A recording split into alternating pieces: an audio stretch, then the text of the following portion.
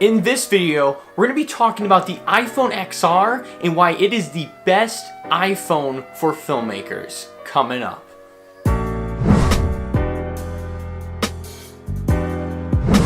Hey guys, welcome to Mobile Creators, helping you guys make awesome content on your smartphone devices. And in particular today, the iPhone XR and why it's the best iPhone for filmmakers. So there's a lot of people on the internet who've been complaining about the iPhone XR, especially the yellow color. I've seen a lot of hate for the yellow. I went with the yellow. I like the yellow. But a lot of the complaining has to do with the screen. It has to do with how there's only one lens.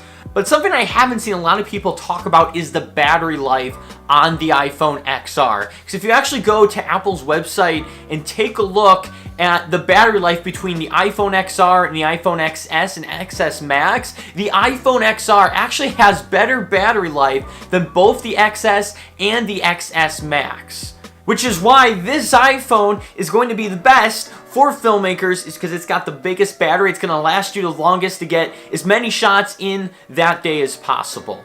The second reason why this is the iPhone for filmmakers, because of that lens right there. It films in 1080p either at 30 frames or 60 frames per second. So right now 1080p is basically the standard on YouTube. Not a lot of people have gone over to 4K, mainly because it's such a pain to edit, to upload, etc. But you have 1080p, 60 frames per second right on the front-facing camera. So if you're going to be vlogging, or if you just want to film yourself and be able to actually frame everything and see everything without having to click record, run around on the other side, make sure it looks good, stop the recording, do all that weird stuff, or putting up the mirror. You know, you've got 1080p 60 frames per second right on the front, and it looks absolutely great. There is nothing wrong with it. And then on the back side here, we've got the 4K at 60 frames per second, which is exactly like the iPhone XS and XS Max. So you're still getting that awesome iPhone quality video, just like all the other ones that were released. But you may be saying, well, what about that second lens? Being able to have the 2x lens on there, isn't that important for filmmaking? And I would say no.